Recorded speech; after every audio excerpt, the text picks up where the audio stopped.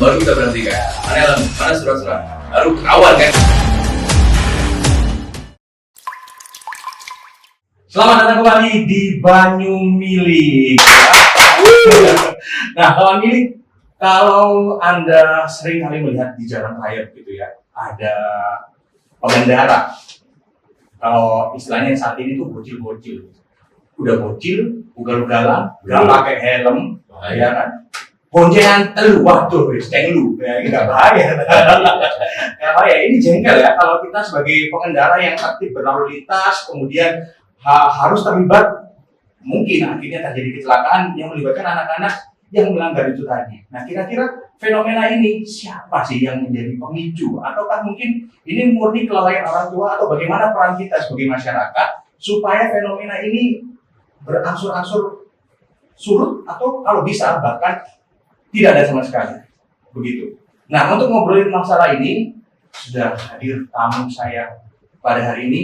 Beliau adalah Kasat Lantas Polrestabes Surabaya. Apa kabar? Baik, Mas Edi. Beliau adalah Bapak AKBP Arif Fazlur Rahman. Waduh, aku ditiru. Keliru ditilang. Enggak ya, Pak? Mohon izin saya panggil Bang Arif, boleh ya? Ya, Oke, Bang Arif. Fenomena ini kan banyak kita temui di masyarakat, khususnya di kota besar seperti Surabaya ini.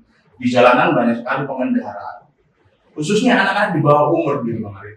Kalau melihat di Surabaya sendiri, angka kecelakaan yang melibatkan anak-anak di bawah umur, angkanya sampai dengan akhir tahun 2023 ini mencapai berapa banyak? Oke, terima kasih Mas Edi kesempatannya, khusus dari Mili ya. Banyu Mili. Banyu Mili. Siapa? Banyu Mili. Iya. Banyu Mili. Oke, saya ingin bergabung. Terima kasih ke Banyu Mili ini, kawan Mili ya, para kawan Mili. Kesempatannya bergabung di sini kita ngobrol. Terkait fenomena kecelakaan yang melibatkan anak di bawah umur. Ya. Ini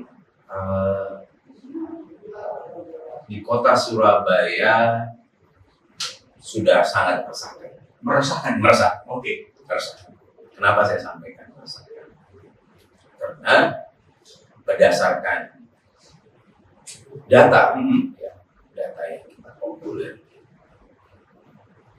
dari 100%, kita bicara general, 100% kecelakaan yang terjadi, itu 80% diantaranya disebabkan, ya, kecelakaan ini kan ada faktor penyebab. Dalam kecelakaan lalu lintas ini walaupun ada kecelakaan tunggal, ya, tapi lebih banyak 90% kecelakaan yang melibatkan kedua belah pihak, mungkin tiga belah pihak. Ya.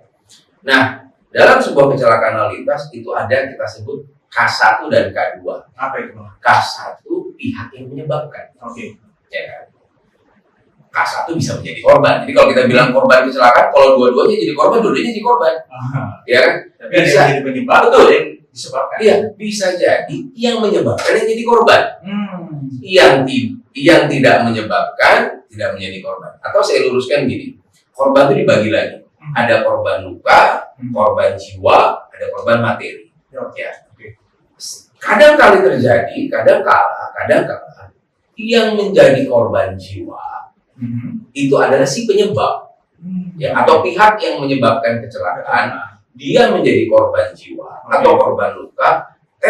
Satu lagi pihak kedua yang bukan penyebab, ya, dia juga korban, tapi korban mungkin materi ataupun kerusakan. Ya, sehingga itu tadi saya sampaikan, dalam kecelakaan lalu lintas itu ada K1 dan K2. K1 adalah yang menyebabkan. Kembali lagi tadi, 80% dari 100% kecelakaan lalu lintas disebabkan atau penyebabnya, pihak yang menyebabkan K1 ini adalah orang-orang yang tidak memiliki SIM. Tidak memiliki SIM, belum tentu di bawah umur, ya. Belum tentu di bawah umur, ya kan? Tidak memiliki SIM. Kalau bicara tidak memiliki SIM, maka sebenarnya dia belum mendapatkan pengakuan terlegitimasi atas kompetensinya berkendara. Dia belum pernah diujikan, gitu ya. uji pengetahuan, peraturan, wawasan berlalu lintas. dia juga belum diuji keterampilan dia membawa mobil atau membawa motor, sehingga pada akhir ketika sudah lolos ini dia mendapatkan SIM sebagai legitimasi. Nah, dari 80 orang-orang yang tidak memiliki SIM yang menjadi faktor penyebab kecelakaan, 50% diantaranya anak-anak di bawah umur yang memang usianya belum bisa memiliki SIM, ya kan? Bukan belum sempat, memang di usianya belum belum bisa memiliki SIM karena secara faktor psikis, motorik, kematangan, kedewasaan itu menurut para peneliti dan sesuai aturan belum mencapai usia 17 tahun dan mendapatkan kesempatan dia membawa kendaraan di jalan dan pada akhirnya terlibat kecelakaan dan menjadi penyebab dari kecelakaan. Nah, kalau sudah seperti itu kasusnya, anak yang menyebabkan kecelakaan ini status hukumnya seperti apa, Bang? Oke, jadi gini, dalam kecelakaan lalu lintas itu masuk diatur dalam KUHP, merupakan sebuah perkara pidana. Pidana kecelakaan lalu lintas yang mana undang-undangnya diatur sendiri di Undang-Undang Nomor 22 tahun 2009 tentang lalu lintas angkutan. Tapi kita masih mereferensi ke KUHP. Ketika bicara KUHP, ketika kita ada pihak yang terlibat dengan pidana dan dia masih di bawah umur, ya, maka diarahkan untuk diterapkan Undang-Undang Perlindungan. Itu kekuatan hukumnya lebih tinggi atau bagaimana? Ini Undang-Undang Perlindungan Anak ini ataupun penerapan anak-anak yang berhadapan dengan hukum tentunya mengatur terkait mekanisme lidik, sidik, kemudian ada ketentuan-ketentuan yang mengatur khusus terhadap treatment si anak yang berhadapan dengan hukum. Ya kan? Ini itu karena punya regulasi khusus ya. Jadi mungkin kemudian serta merta kita tangkap, kita tahan, kita ekspos dan sebagainya. Itu satu.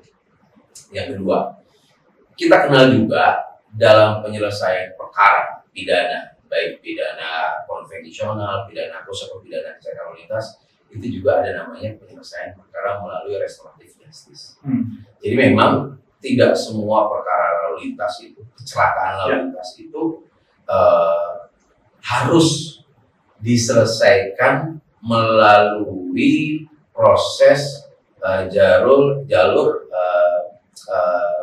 pengadilan. Ya. Bisa dilakukan secara penyelesaian perkara melalui mekanisme restoratif justice apabila sudah memenuhi unsur-unsur keterwakilan, keadilan kedua belah pihak.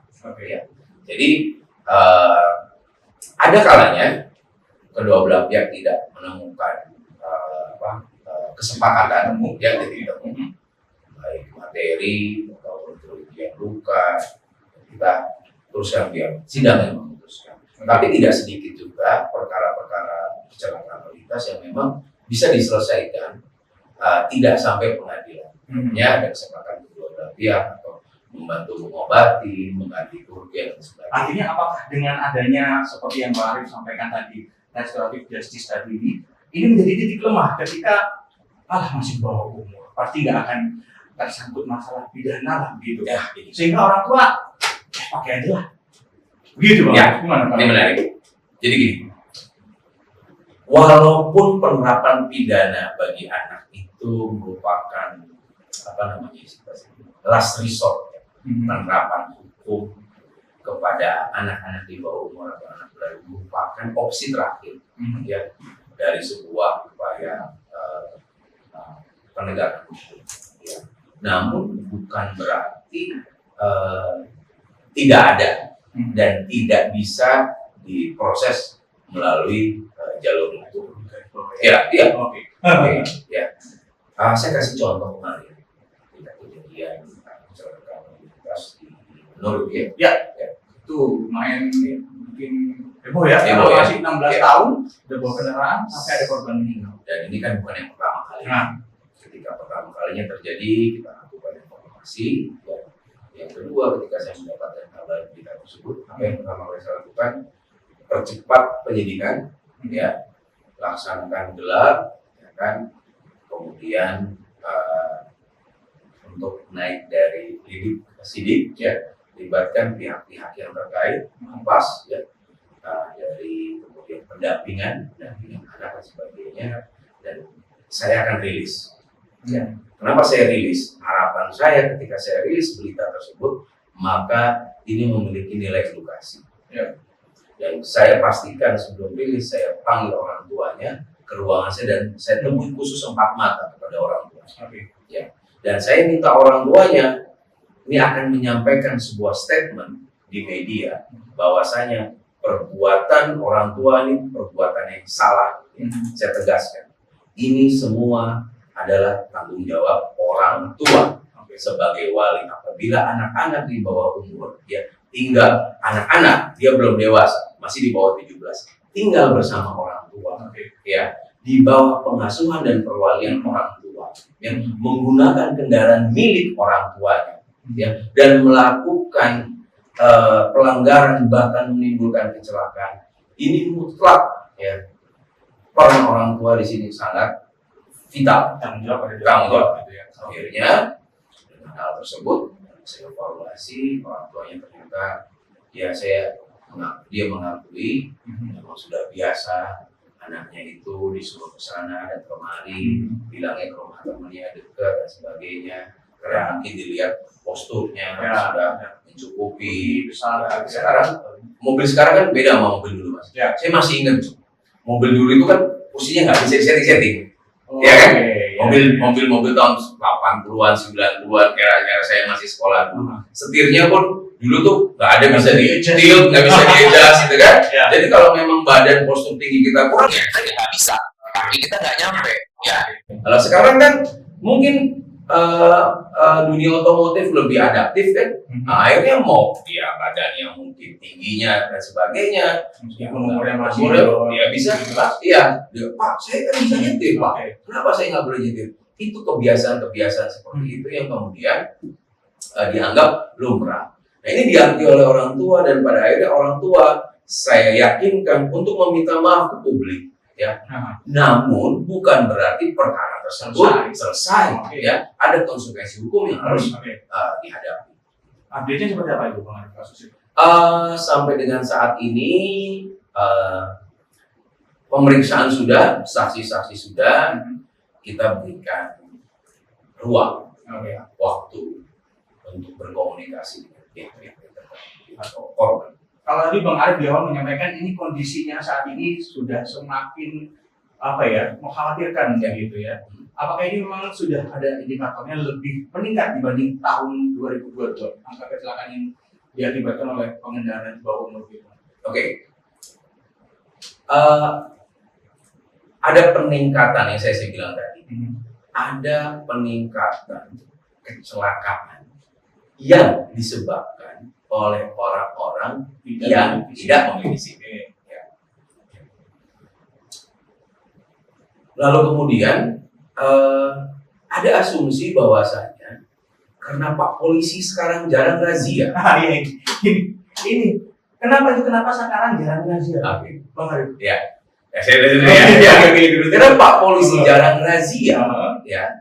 Jarang razia, jarang ngecek SIM-nya mana, kecuali kalau melanggar ya. Kalau tiba-tiba mungkin yang mendapatkan pelanggaran, kita lagi patroli atau kita mendapati mungkin nggak pakai helm, baru kita berhentikan. Mana helm, mana surat-surat, baru ketahuan kan, ngacir ya. Tapi tidak sedikit orang yang mungkin terlihat patuh ya, pakai helm, pakai spion, surat-suratnya lengkap. Ya, ternyata ya dia belum punya SIM. Ya. Dan kita tidak bisa menjamin orang ini akan mencelakakan dirinya atau bahkan bisa jadi mencelakakan orang lain. Karena sebenarnya dia tidak mampu dan tidak paham berlalu lintas. Ya, saya underline. Kalau dia nggak punya SIM, maka sebenarnya dia tidak paham aturan. Ya, kalau dia nggak punya SIM, dia bisa jadi nggak tahu. Kalau Yellow Box Junction kita harus nunggu kosong baru lewat. Dia bisa jadi nggak tahu kalau belum punya SIM. Yang namanya lawan arus itu berbahaya dan melanggar dan berbahaya dan lain sebagainya. Jadi ada kecenderungan orang berpikir udah kalau gitu, udah nih saya kok kayaknya udah bisa, ya kan? udah bisa bawa motor, udah bisa bawa mobil, atau nggak diperiksa. Pertanyaannya adalah kenapa jarang dilakukan? Oke. Pada akhir tahun 2022 ya, sampai dengan pertengahan tahun 2023 ya, ada suatu kebijakan instruksi ya dari Mabes Polri, pimpinan ya, dari Mabes Polri, bahwasanya dalam rangka optimalisasi penindakan pelanggaran lalu lintas melalui sistem elektronik, ya itu pertama ya, meningkatkan kualitas pendidikan sistem elektronik ya, dan kemudian kemudian meminimalisir ya, peluang terjadinya penyalahgunaan wewenang oleh petugas. Saya nggak bilang di Surabaya, tapi Indonesia ini ya, secara nasional dari Sabang sampai Merauke, berjejer pulau-pulau kira-kira gitu ya, dengan 300.000 anggota Polri di seluruh Indonesia. Ya, kan? Maka sementara waktu ya, metode pemeriksaan ataupun razia lalu lintas itu sementara waktu tidak diperbolehkan. Digantikan dengan etle ataupun razia, sifatnya razia gabungan. Jadi kalau dulu mungkin teman-teman sering lihat kan, ada polisi lalu lintas semua berdiri jejer-jejer itu ya di pinggir jalan. Itu efeknya udah bahaya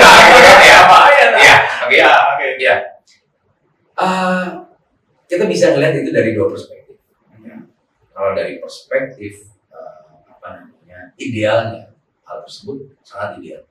Ideal untuk istilahnya membuat orang dibayang-bayangi ketakutan nanti kalau ketemu petugas bisa kena tilang. Tergerak untuk menertibkan dirinya, ya kan? Karena itu kan random kan, tiba-tiba muncul, ya kan, kita lagi lewat sini, tiba-tiba ada lebay. Di sisi yang lain ada persepsi yang muncul. Tadi kan perspektif nih, ada persepsi yang muncul. Polisi ini cari-cari, kesempatan ya? Ya, cari-cari, Pak. Salah saya apa? Nggak ada salah kamu. Saya cuma mau periksa surat-surat. Ya kan? Jadi ada kesan yang muncul. Polisi, Bapak ganggu saya aja, Pak. Saya ini kan mau ke kantor, Pak. Cepat, Pak. Gitu kan. Saya nggak salah apa-apa kok.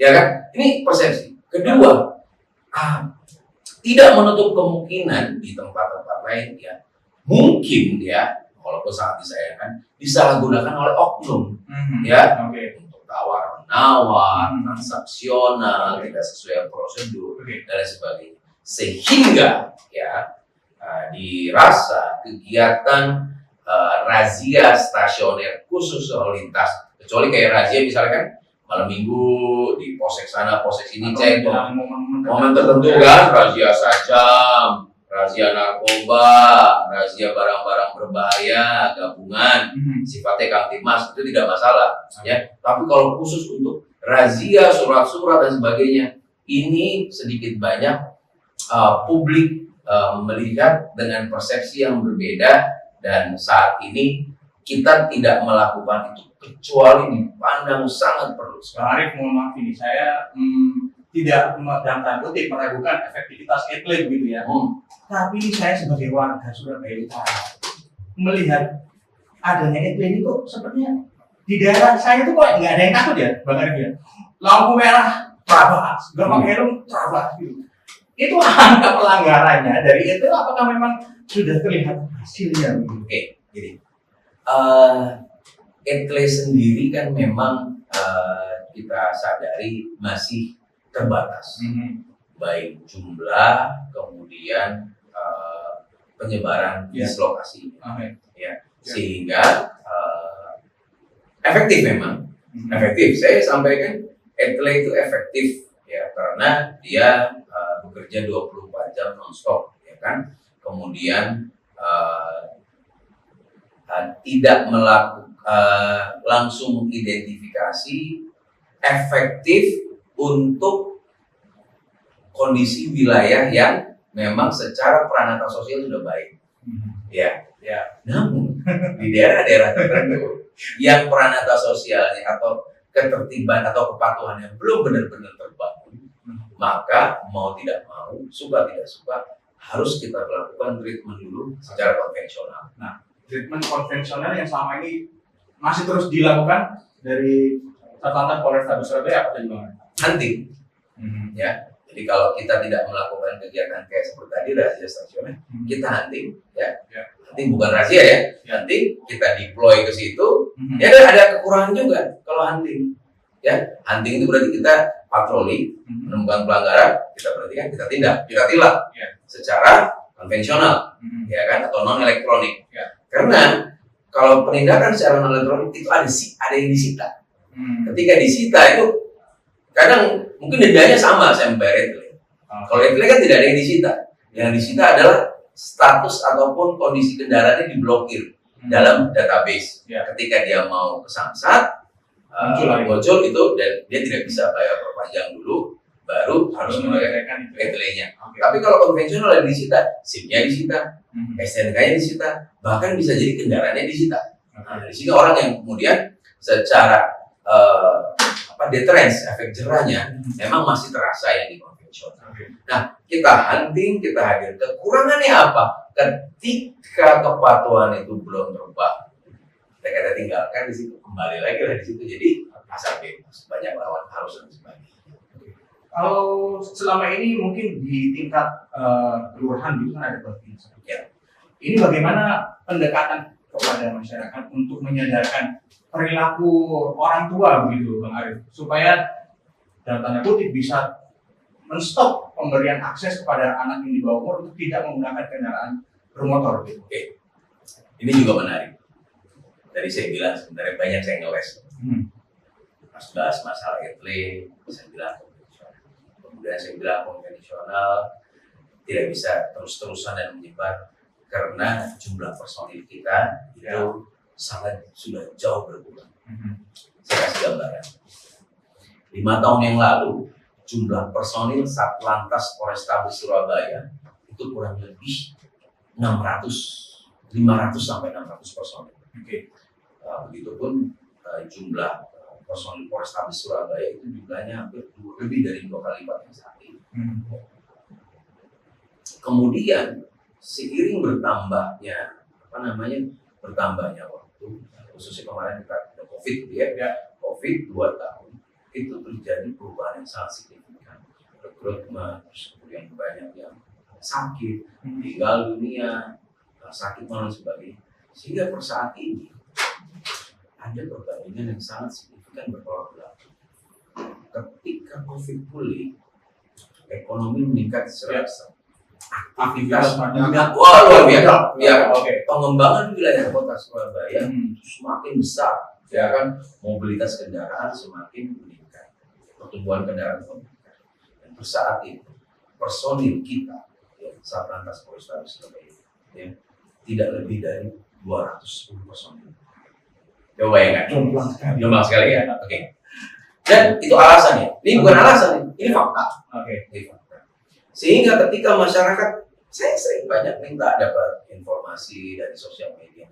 Dan tolong polisinya mana di sini, kok nggak ada di sini, nggak ada di sini, nggak ada. Biasanya ada di pos, biasanya di mana, ya kan? Nah, bicara 200 personil ini kan tidak semuanya yang tugasnya di lapangan.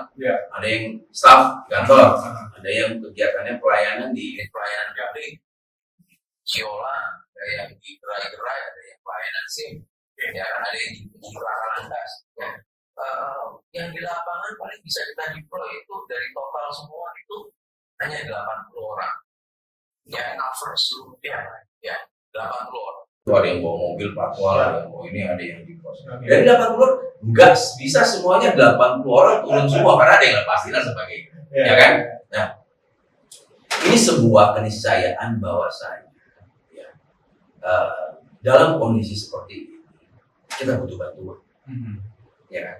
Nggak bisa polisi, itu tugasnya polisi, tugas polisi dalam Kamseltipcar Lantas tugas. Tapi saya akui kami tidak bisa melakukan itu sendirian. Ya. Oke. Maka kita butuh bantuan. Aha. Ya. Nah, dalam strategi pemolisian itu kita kenal apa namanya community policing. Polmas, ya, pemolisian masyarakat. Ya. Polmas. Apa itu pemolisian masyarakat atau community policing? Adalah mengajak masyarakat ya, untuk menjadi polisi bagi dirinya sendiri dan bagi orang lain. Oke. Ya. Ada ajakan ya untuk tertib ya, untuk benar mengedukasi dia dan mengajak mereka juga untuk membantu kita menertibkan. Ini sudah berjalan sejak kapan, Bang? Hah? Sudah berjalan sejak kapan? Nah, ini sedang berjalan. Sedang berjalan. Ya. Oke. Maka dari itu ini cocok sekali pertanyaan Mas. Bapak Dirlantas Jawa Timur, Kombes Pol Komarudin, saat ini baru saja menjabat kurang lebih 3 minggu ini. Di hari pertama beliau menggagas program namanya adalah Mahameru Lantas. Dan ini Mahameru Lantas ini dan akan diterapkan di seluruh jajaran. Karena beliau melihat adalah akronim kira-kira singkatannya mewujudkan masyarakat yang empati, responsif dan unggul berlalu. Menumbuhkan rasa empati karena saat ini ya masyarakat sih kritis.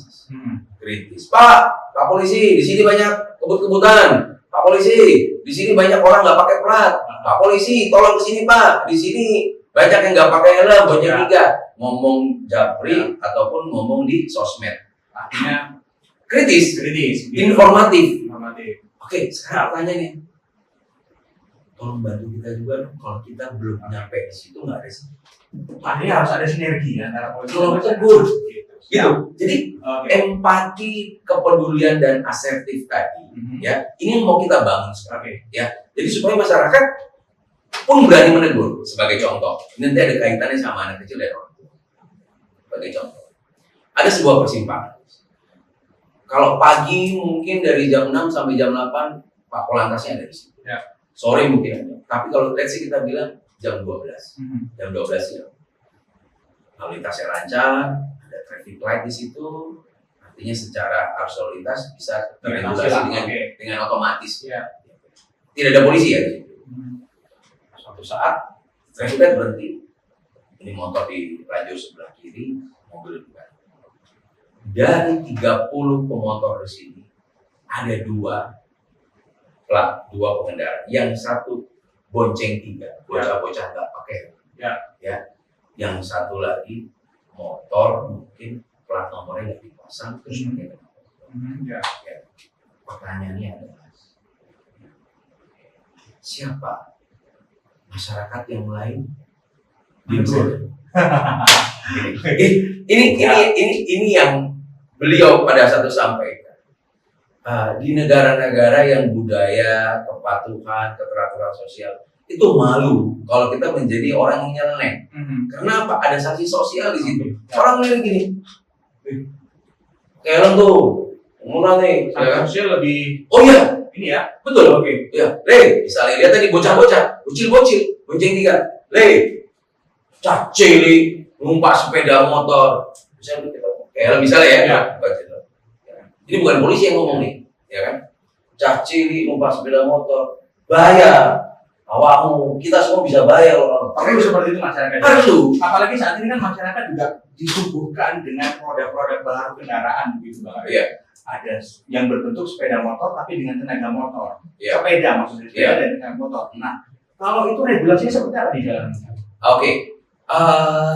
Tadi kita tinggalkan mengenai hal-hal yang mungkin itu kegelapan, tapi tentunya harapannya tadi keterlibatan engagement dari masyarakat akan keterlibatan ini kita minta dukungan dari masyarakat untuk mensupport kita, bantu menegur dan meluruskan. Ini ada PR baru, motor atau sepeda dengan tenaga motor. Ya, ada dua hal yang perlu kita pisah antara motor listrik dengan sepeda listrik. Ini dua hal yang berbeda.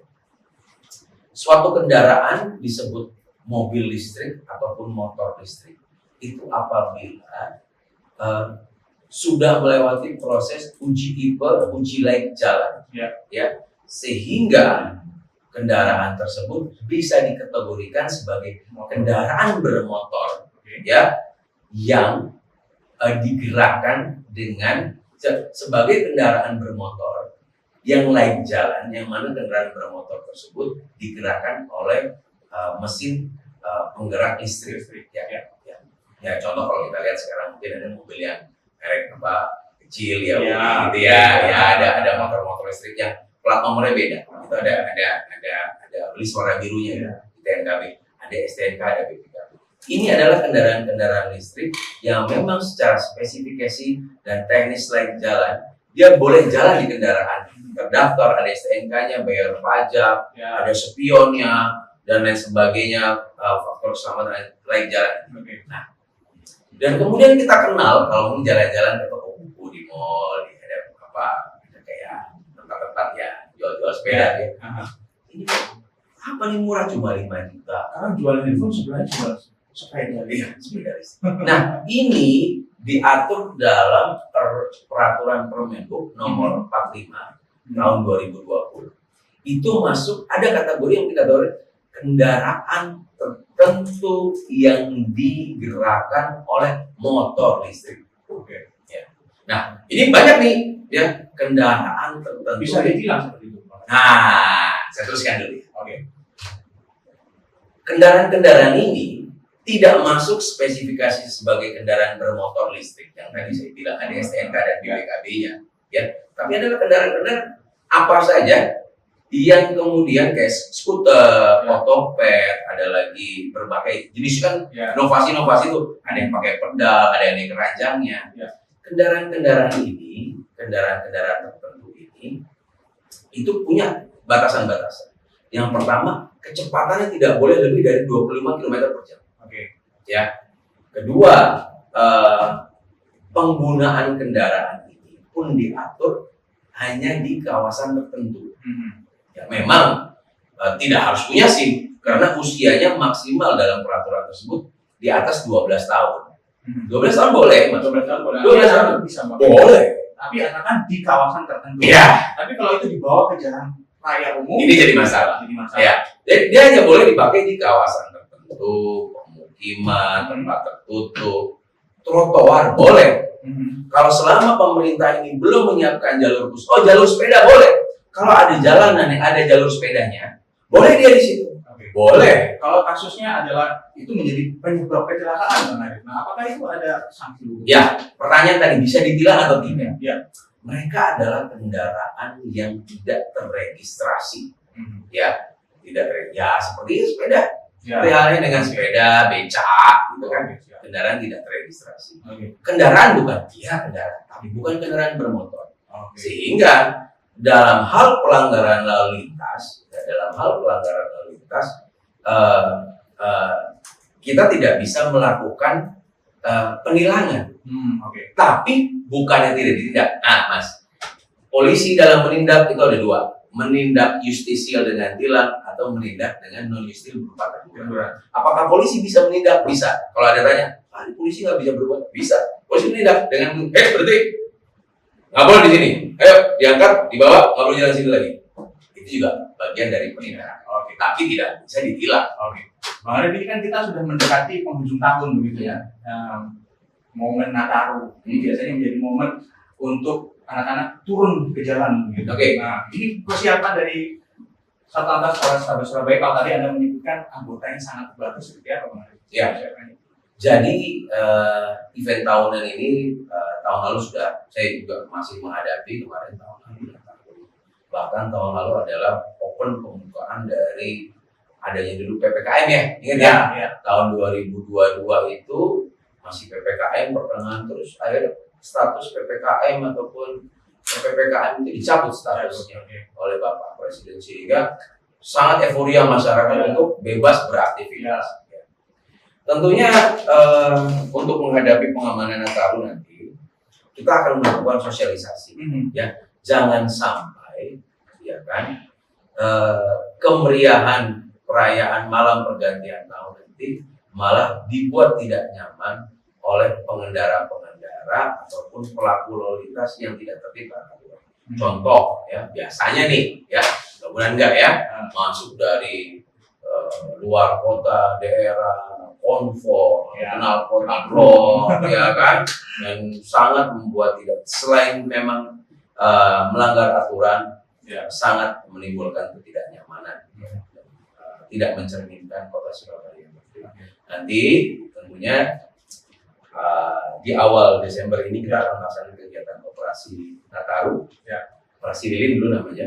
Kita akan intensifikasikan ya pemeriksaan dan penindakan dan penyitaan terhadap kendaraan-kendaraan yang menggunakan knalpot tidak layak jalan ya, atau knalpot, sehingga nanti pada akhirnya atau akhir penghujung tahun kita akan fokus ke sana, intensifikasi, sehingga nanti pada saat malam pergantian tahun kita bisa mereduksi lah.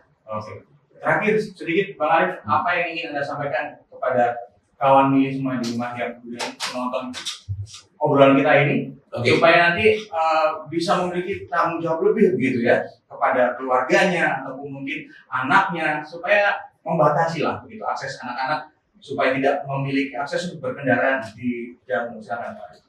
Bagi kawan milih semuanya, saya bertitip pesan dan mengharap seperti saya dukungan dan bantuan. Polisi dengan segala keterbatasannya tidak bisa bekerja sendiri tanpa dukungan masyarakat.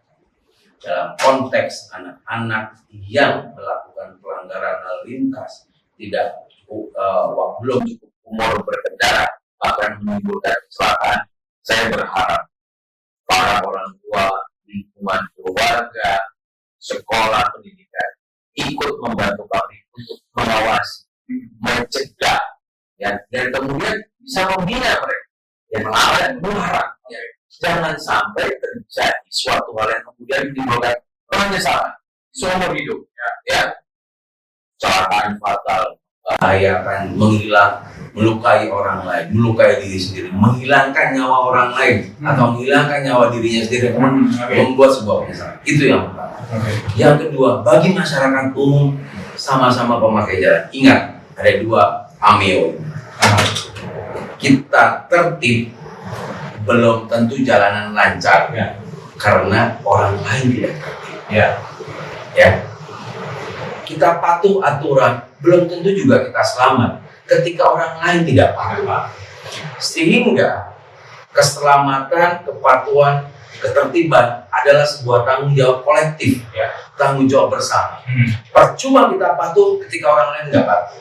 Percuma kita tertib kalau orang lain nggak tertib. Karena tidak akan terwujud ini jalanan yang aman, selamat, tertib dan lancar.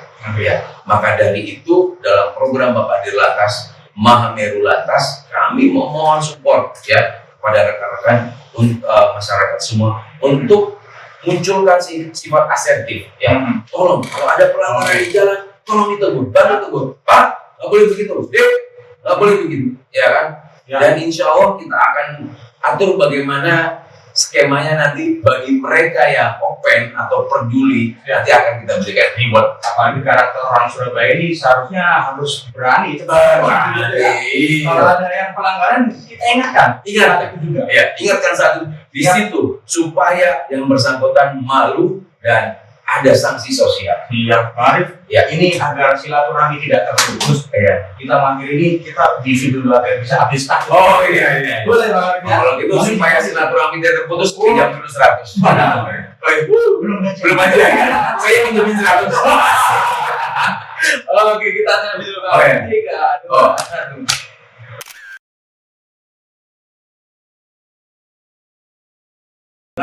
Kawan ini semuanya sudah gamblang sekali disampaikan oleh Bang Arif, Kasatlantas Polrestabes Surabaya kita pada hari ini.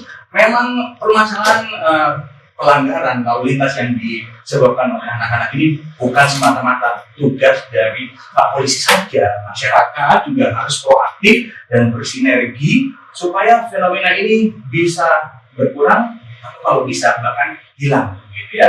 Kita akhiri perbincangan di Bani Mini kali ini. Kita ketemu lagi di topik yang menarik lainnya. Wassalamualaikum warahmatullahi wabarakatuh. Terima kasih. Oke.